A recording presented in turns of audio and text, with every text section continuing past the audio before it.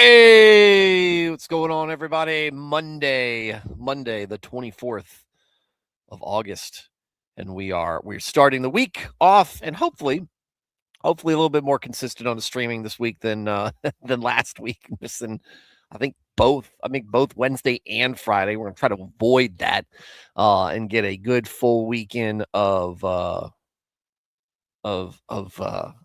Bible streams in here, of fellowship, getting you guys together and hanging out. Something I love to do. Hopefully, you love to do it as well. If you're new here, welcome to the show. New here or old hat here, doesn't matter. Welcome to the show. My name's Stuart Davis, Flawed Man of God. This is my place that I've created for us, a collection of folks who want to gather and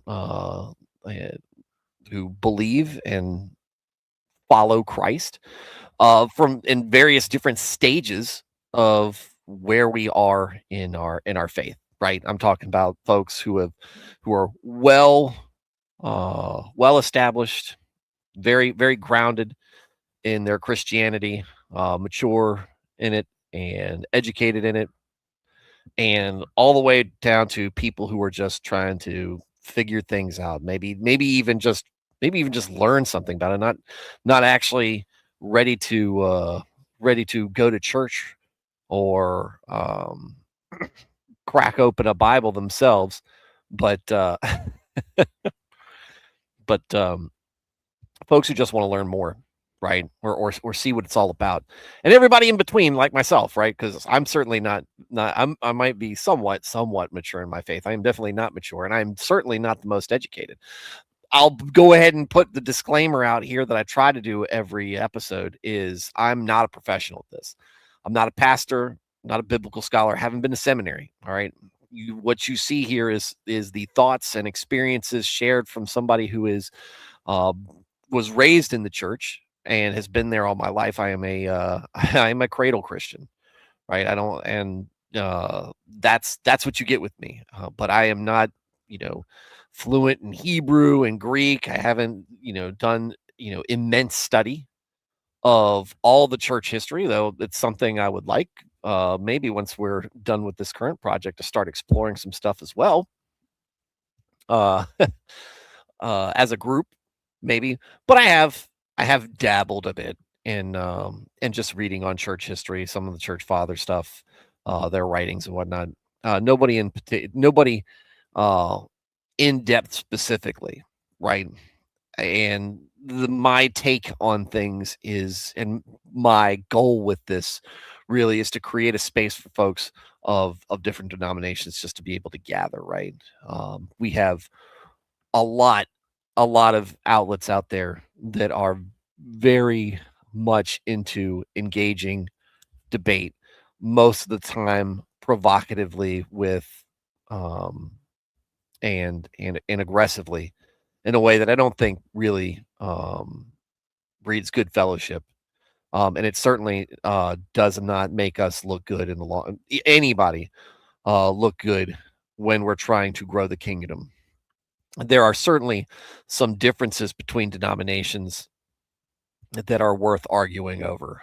But the vast amount of what you see accusations are is how, oh, so and so said this about me, or so and what this denomination said this about my denomination, right? Or ex Protestants are mean to us Catholics.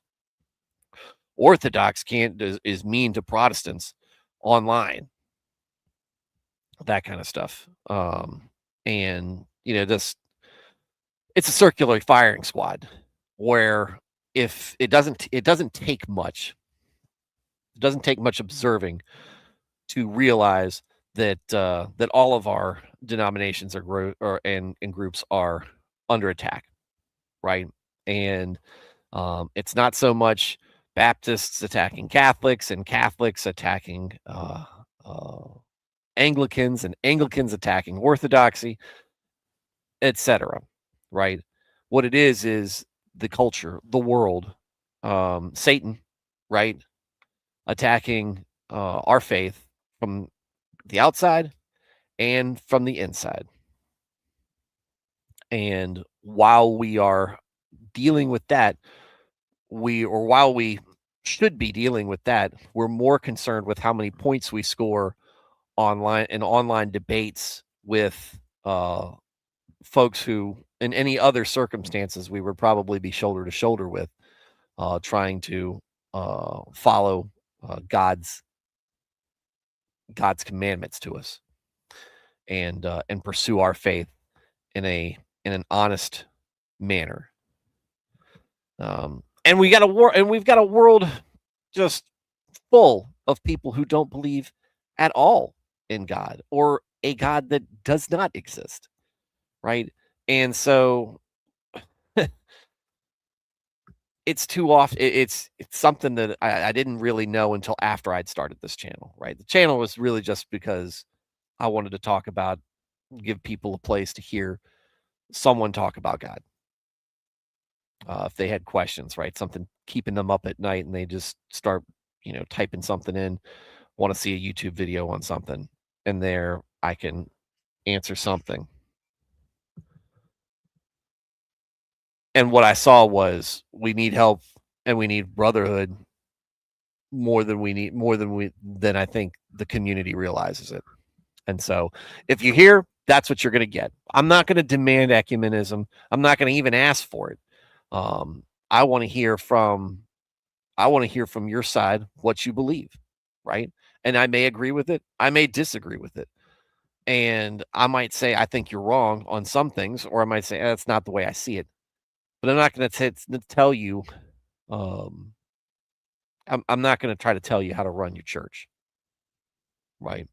What I am going to say is, or unless it's something egregious, right? But I want to support people, because there are times where we are going through dark crisis of conscience and crisis of faith, where I don't want to see anybody walk away, right? I would want to see people walking closer, walking further, more diligently. And so that's why I'm here. That's why I'm doing this. Hopefully you're here to do the same. And like I said, this is a opportunity for you to speak up if you want to represent a certain doctrine, a certain discipline, a certain denomination, and how they interpret or how you interpret different scripture that we're talking through. And that's a good place for you to have this platform, because hey, we are a very small stream, right? And also not one that is or will ever be gate kept through money, right? I'm not going to ask for donations. I'm not going to ask for super chats. And going to and what I want to hear is just from you guys. And we're small enough now that if you put something in there in that chat box, I'm going to read it and respond to it. Right? And that's what I want to see as we go through this. Or if you've got something just off the wall that you want to talk about, bring it up. Because if you've ever been to a real, like a Wednesday night study group or a Sunday school, and you are having fellowship with people and people that you want to talk to about faith, and experience that brotherhood I was talking about, you talk about some things pop up in your heads. It happens. And I am not, this is very informal. This is not a strict place. This is a place where we're supposed to be able to relax and let our guard down a little bit, because we are talking about something that is deeply personal should be just deeply personal to everybody. And that's your faith. And so I want to hear from you. So don't be afraid to speak up, please. Think of this as a invitation for you to be heard. And I might not have the answer. There's a good likelihood I'm not going to have the answer to a question you have, but we can at least talk about it. And so, with that said, welcome to the show. Welcome to the beginning of the week. It's a Monday. Hopefully your Monday isn't like the Mondays that Garfield talks about. Hopefully it's more like a, hey, week starting, getting to work, coming back from a job well done, and looking forward to tackling the week, as it were. My poison ivy's clearing up. I'm feeling much better. I'm finally being able to enjoy the comfort and soft Ah, the real softness of this new recliner I've got, and all and just glad to be back here, live streaming with you guys. So, last I've got chats from Friday because I didn't reschedule it until afterwards. We had a movie go long, and then I had to put my youngest down for bed, so I didn't get. I had to reschedule for tonight. Normie, Carl, the Carl we all know and love. What's going on? I hope you had a great weekend, sir. Same thing with you, Matt. I got a nice little thumbs up. Carl doesn't get the enough shout outs. He is on mostly on the Facebook side, giving me the likes and the thumbs up on the Facebook side of the stream. Um, and I appreciate that. So they know that there's a group over there as well. Neo is here tonight. I love seeing Neo come in. For once, I actually got the notification, probably because I created it several days ago. Serranos is here. Yay, like me. No, Serranos, I wanna see you get a little bit further along in that. Theoretically finish high school, spiritually finished high school, conceptually finished high school. I literally never been to public school. Oh, really? Well, my youngest might not. And I don't know.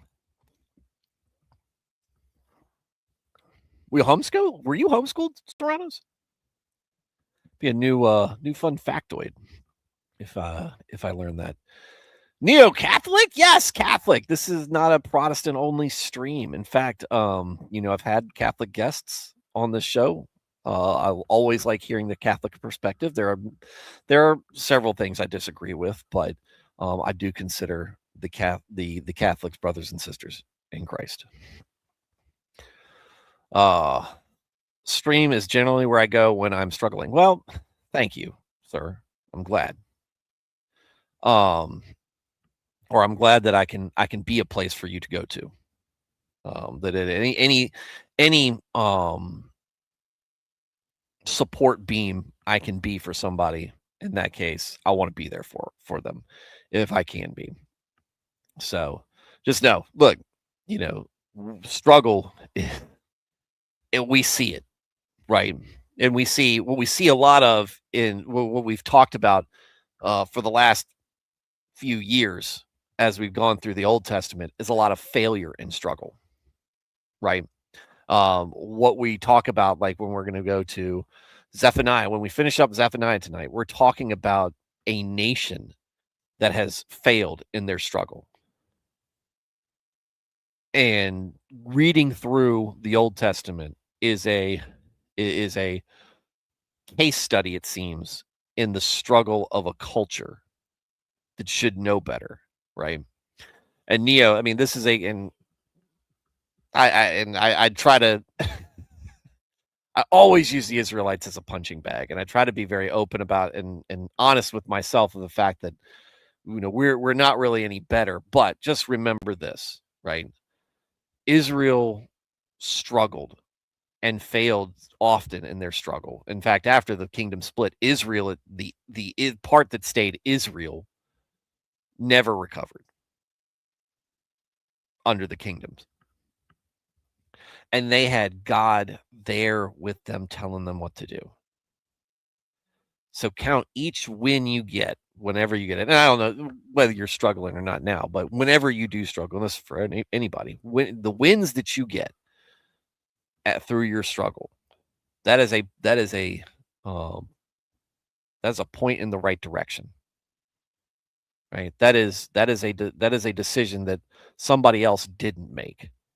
And while we should mourn that mistake as they fell away, we should celebrate the fact that you did not. And you should celebrate that fact. And you should use that to build momentum or to continue momentum in the right direction.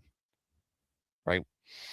Because Lord knows we are all struggling. And some of the struggles might seem minor, and a lot of times they might seem overwhelming. And it might seem like, gosh, why am I so worthless? Why do I feel so helpless and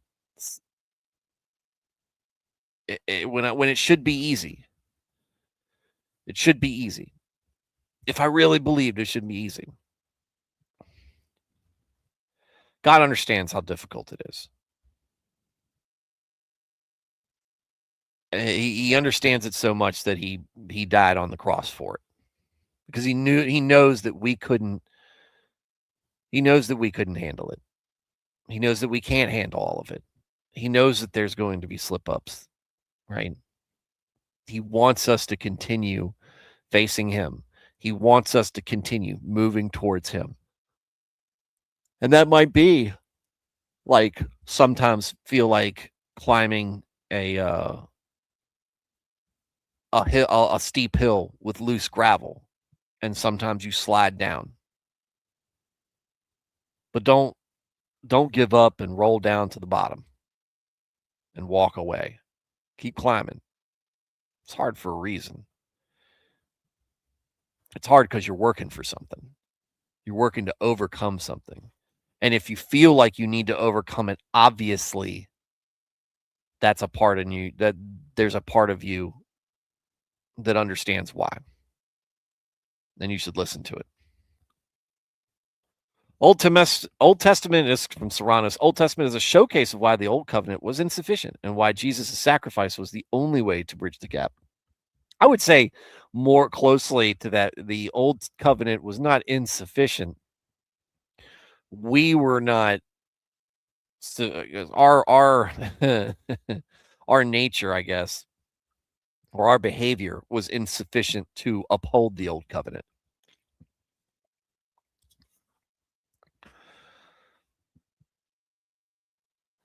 Because God certainly fulfilled his side of it. Not that that's surprising, right? But when you look at it, when we look at it, it's like, golly, this should be doable, right? Yeah, we were not sufficient. Our choices, our decision making was insufficient, right? And you look at it and you think of this and you go, why is that? Why was that so difficult? Like, I get it. That's especially culturally, since some of that stuff we're a little unfamiliar with or is odd to us. Some of that stuff might be weird, but the idea of, looking out for each other, being a community together under God, to be the example, to be set apart. I mean, that sounds like an amazing, and it was an amazing opportunity, but we were insufficient for the moment, but not insufficient to God. So let's read about that tonight. Let's read about that. We're going to wrap up Zephaniah tonight. And so this will probably be a short stream and then start into Haggai. So if we're going into, before we start, if we look at our pipeline through, why does it always do this? Through the Old Testament. There we go.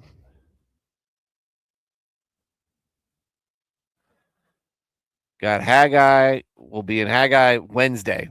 We will finish Haggai Wednesday. Zechariah will be in there for a little while. We got a couple of weeks, 3 weeks, it looks like, in Zechariah. Well, hold on. It's 1 week, 2 weeks. Yeah. And then Malachi, which will be in for a couple of days. So we're getting close to the end. I was wondering if at some point I was going to be able to stretch this out and start the Gospels around Christmas time. But I'm not doing that to you guys. So, I'm looking forward to this though. Zephaniah Gospel. It's gonna be such a switch. We have been in the book, the prophets since for at least a year and a half. Let me try that. Why is it doing this? Hold on.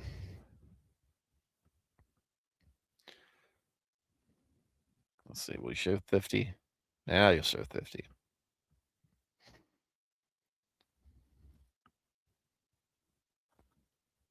Jeremiah, August of 25, we were in Isaiah.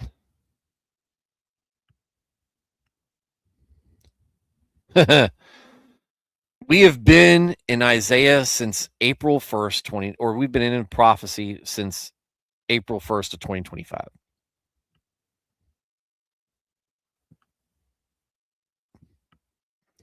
And before that, we were kind of in Ecclesiastes. We were in some other stuff, Proverbs. We haven't been in real narrative driven stuff, except for Jonah. Jonah's a little bit different.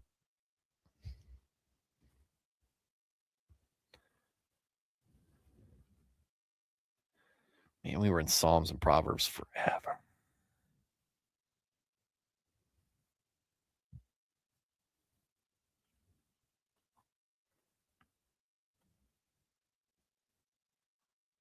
Woo-wee.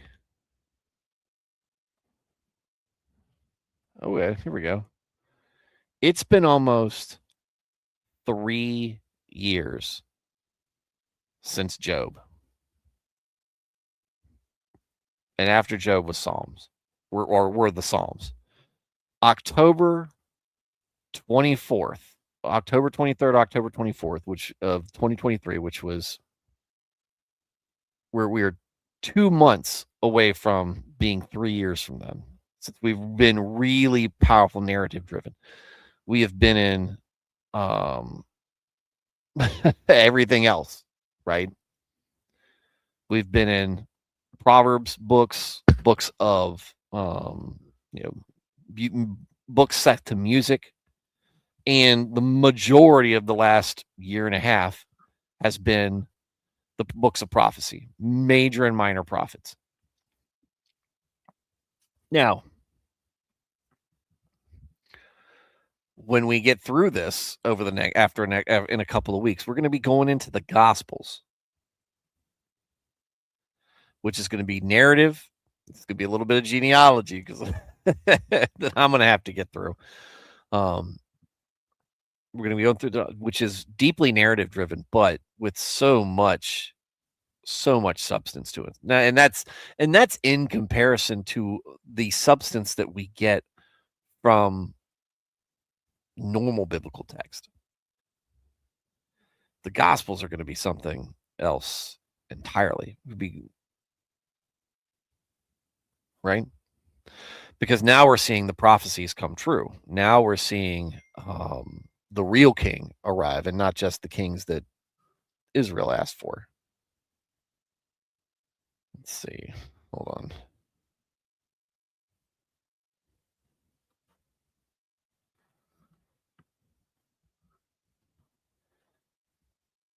And that will be deep, right? And then we'll get into Acts, and then we'll get that. Revelation's going to be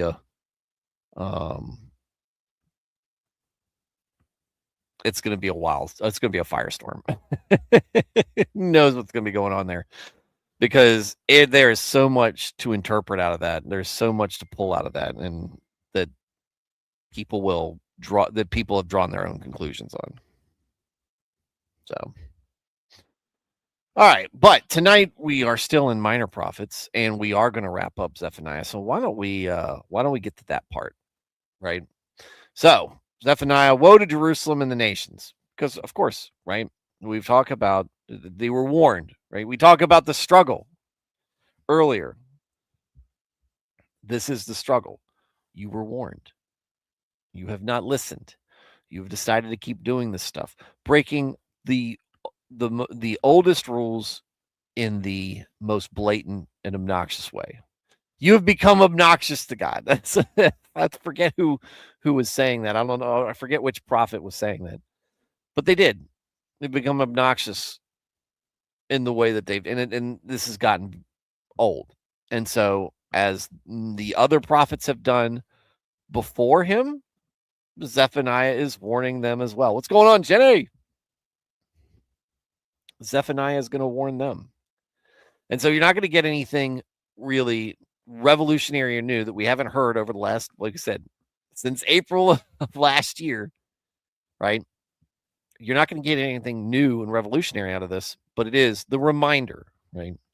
The reminder that people did struggle and struggled in a way that seems really easy to us and failed, right? And,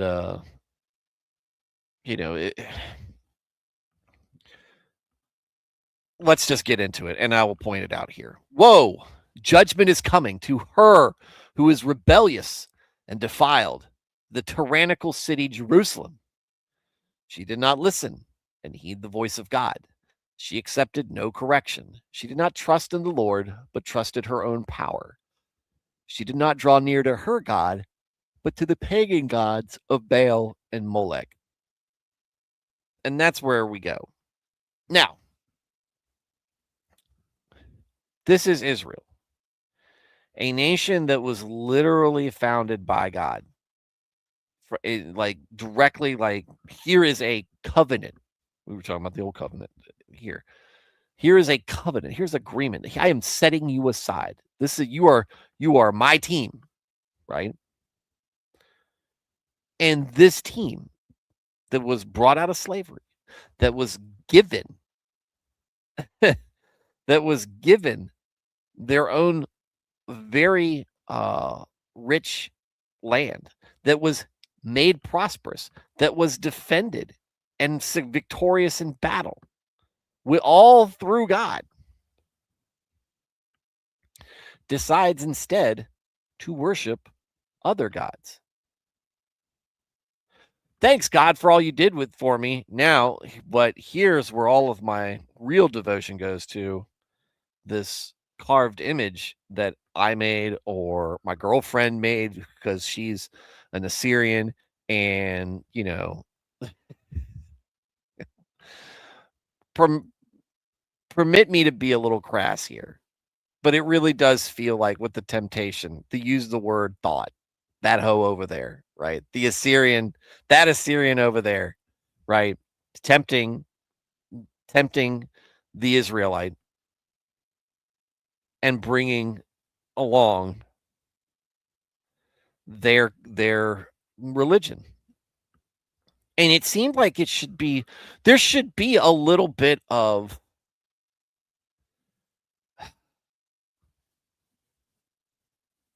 what's the word I'm thinking? That's Scythian over there. That Hittite over there. That's right there. That Hittite over there. Thoughts. Yeah, the Hittite. I was thinking of it just as yours popped up.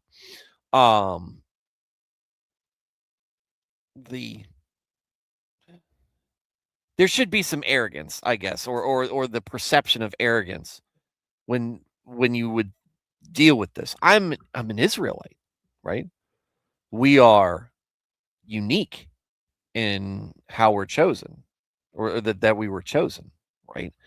If I am extending my hand out and in friendship or whatever, the one thing that I should be the part that really you should see the arrogance is my religion is better than yours because I follow the true God in the same way that Elijah was able to show all those pagan worshipers the power of real God versus not real God. The idea that our God is all powerful and shows things in real and meaningful ways through miracles, right? Through victory in battle, through just how prosperous we've been. Yours is a cow, right? There should be that kind of condescension there, right? In the way that you want somebody not to believe their backward, stupid thinking. And I try not to, but that's how you think it would come across, I'm an Israelite. This is the way that the reason that I am, you know, the way I am, it's because of God. If you want to, if we're going to talk about things and we're going to compromise on behavior and anything, anything that has anything to do with the faith and God's commandments is non-negotiable, and that should be evident. And yet, so easily, they cast it aside.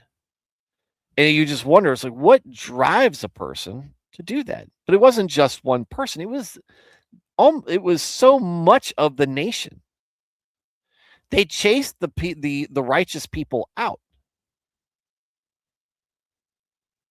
And that makes you think about, well, how soft had things gotten so that these people thought that they could get away with it. And then you think about today, right? We certainly have a growing number of atheists and agnostics in spiritual people in America, in the Western world, right? But what is compromising the faith? And it doesn't feel like it's the obvious, worshiping gods, but it's worship. It's giving your affirmation. It's compromising with deeply sinful behavior of a depraved culture, and doing so in a way that makes you, or that leads you into being okay with it. And unfortunately, the church permitting it. It seems a little bit more insidious now. But when you look at it from the outside in, isn't it very similar? Right? What did Baal and Molech represent in these worldly behaviors? The same worldly behaviors that society is telling us to be okay with now. Sex, drugs, and rock and roll. That's not true. Rock and roll. Look, we read Psalms. Okay, I think rock and roll is probably fine. But it's the feel good. It's the who cares? Who cares about what you're supposed to do? Do what you want to do. And to the point where doing what you want to do becomes, you can't be against anybody doing what I want them to do. You're not allowed to do what you want to do because it's counter to what I want to do.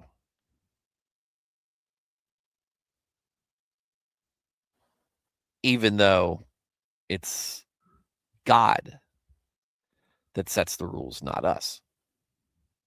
And what we see here is now that when it seeps into the church, now you have Baal and Molech wearing the trappings of Christianity and leading more people astray. And that's why I say that at the beginning. All the churches are under attack. Some have been more successful than others. Some are still struggling more than others. Some have, I think, unfortunately, been lost and have lost the fight and given up and given themselves over to the world. And it's just a place where you can worship the world and then say, well, I'm a good person. Because you think that being religious makes you good. That's not what makes you good. Pursuing truth makes you better, improves you, puts you on a path closer to God. That's what that does. Not, well, I sit in the pew and I do what makes me feel good, and I say the things that make me feel good. That ain't it. And that's not what it's all about. And these are the warnings kind of that Zephaniah is given along with the other prophets. Her officials within her are roaring lions. Her judges are as hungry as the wolves at evening. They leave nothing for the morning. Let me resize this.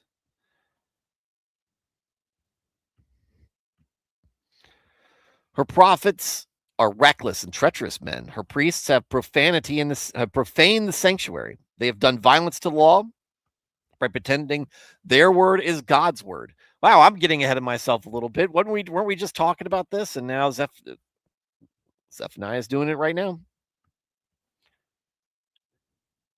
Reckless and treacherous, profaning the sanctuary, pretending their word is God's word.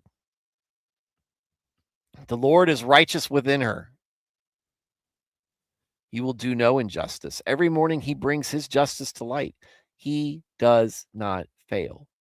But the unjust person knows no shame. I, the Lord, have cut off and destroyed nations as a warning to Judah. Their corner towers, battlements are in ruins. I've made their streets desolate so that no one passes by. Their cities are destroyed so that there is no man, there is no inhabitant. I said, most certainly you will reverently fear me, accept correction, so Jerusalem's dwelling will not be cut off, in accordance with all that I have appointed concerning her punishment. But they were eager, even rising early, to make all their deeds corrupt. And that was the thing. That's the thing, because Zephaniah is not alone. He's not the first, and he's not the last. And he's certainly, as a minor prophet, not the biggest and the baddest prophet out there. But they're all singing the same tune. Stop it. What you're doing is wrong. Stop it. Fix it. Course correct. God loves you. God has set this up. God has set you aside. He wants you to succeed. So stop stop sabotaging yourself by doing just whatever it is that you want to do. Understand where you all need to be headed is what I want you to do. And once you realize that that's the best way to be, then you will want that as well.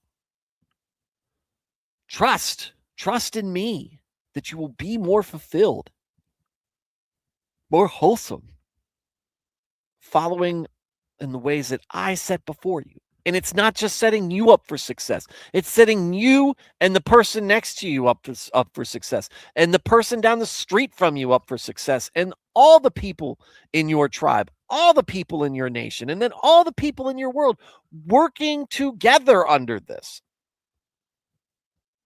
Where you're not looking for the opportunity to get one up on the other. What can I do to stab this person? What can I do to get a little bit more than that person? Why can't I have more? You have what you need. You have enough. And the fact that you've been blessed means you have better than what other people do. So why isn't it enough? It's just not enough. And that goes to what Serrano says. We were insufficient to uphold our side of the covenant. But even if we were trying, God would care.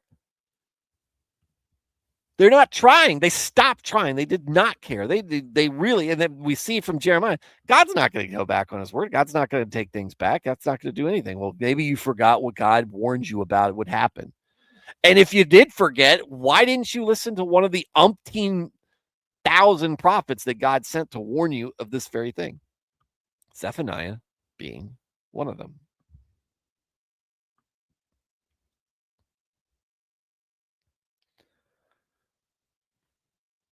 Therefore, you of the godly remnant of Judah, patiently wait for me, declares the Lord. Wait for the day when I rise up as a witness against the nations. For it is my decision and my right to gather the nations, to assemble kingdoms, to pour out on them my indignation, all the heat of my burning anger, for in that day all the earth shall be consumed by the fire of my zeal. Then I will give to the peoples clear and pure speech from purified lips, which reflect their purified hearts, that all of them may call on the name of the Lord to serve him shoulder to shoulder, united. From beyond the rivers of Ethiopia, my worshipers, the descendants of my dispersed ones, will bring my offerings. On that day, you, Israel, will feel no shame because of all your acts by which you have rebelled and sinned against me. Then I will remove from among you your rejoicing ones who delight in their pride, and you will never again behave arrogantly on my holy mountain, Mount Zion. The justice, right? He sees those of you who see what's going on, who sees that things are wrong. You're not alone, right? And there is justice coming. And there are people for all those people who are taking advantage of the situation, who think that they got one over on God. They don't. It's coming. Okay. And you should, if you're somebody who says things are not right and I need to do the right thing anyway, good. You're on the right path. Don't expect you're going to be perfect, but understand God sees you out there. It's not unknown. And you shouldn't feel alone because you're not. There's plenty of other people out there who feel the same way. And no, we unfortunately are not in the majority. And yes, we are screw ups as well. But that doesn't mean that the right thing to do is not the right thing to do. Stick with it. Stick with it. Just because you fail doesn't mean that you weren't trying to do the right thing. A remnant of Israel. But I will leave among you a humble and lowly people, and they will take refuge and trust confidently in the name of the Lord. The remnant of Israel will do no wrong, nor speak lies, nor will a deceitful tongue be found in their mouths. For they will eat and lie down, with no one to make them tremble and feel afraid. Shout for joy, O daughter of Zion. Oh, what did I do?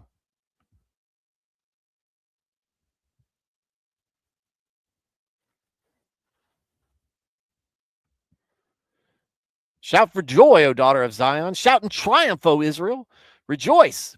Be in high spirits and glory with all your heart, O daughter of Jerusalem, in that day. The Lord has taken away the judgments against you. He has cleared away your enemies. The King of Israel, even the Lord himself, is in your midst. You will no longer fear disaster. In that day it will be said to Jerusalem, do not be afraid, O Zion. Do not let your hands fall limp. The Lord your God is in your midst, a warrior who saves. He will rejoice over you with joy. He will be quiet in his love, making no mention of your past sins. He will rejoice over you with shouts of joy. How about that for the struggle? Making no mention of your past sins. He will rejoice over you with joy. He will rejoice over you with shouts of joy. I will gather those Israelites in captivity who grieve about the appointed feasts. They came from you, O Zion, on whom the reproach of exile is a burden. Behold, at that time I am going to deal with all your oppressors. I will save the lame. I will gather the scattered, and I will turn their shame into praise and renown in every land where they have suffered. At that time I will bring you in. Yes, at the time I gather you together, for I will make you a name and a praise among all the peoples of the earth when I restore your fortunes and freedom before your eyes, says the Lord. Thus concludes Zephaniah. And that's how it should end. It should end with hope. There is doom coming because there is evil being done.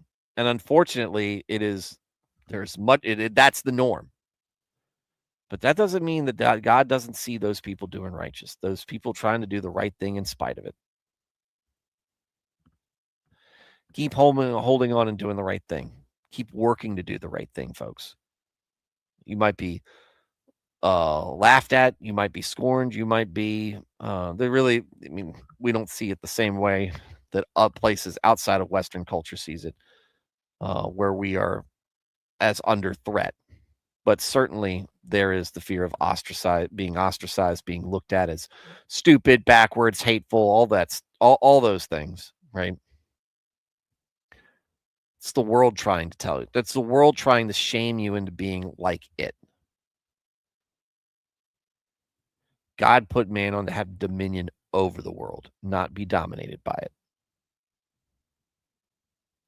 So that's our show for tonight. Serranos, Jenny, and Neo Rice, along with the early the early visitors, Carl and Matt. Thank you guys in the chat. Right. Awesome. Always awesome seeing you guys. And I love that you guys come in and chat with me and share what y'all wish. Right. Y'all make this show better. And I always appreciate y'all. To the folks who are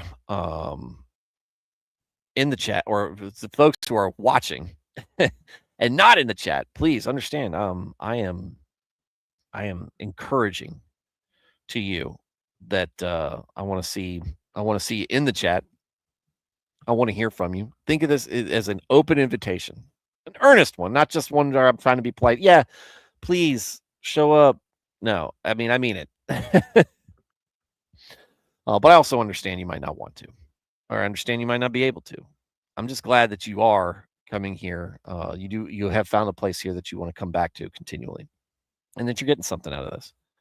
And to our replay crew, you guys are awesome. Thank you for watching. Sorry I missed you, and I hope to catch you live sometime soon. Everybody have a great night, and God bless.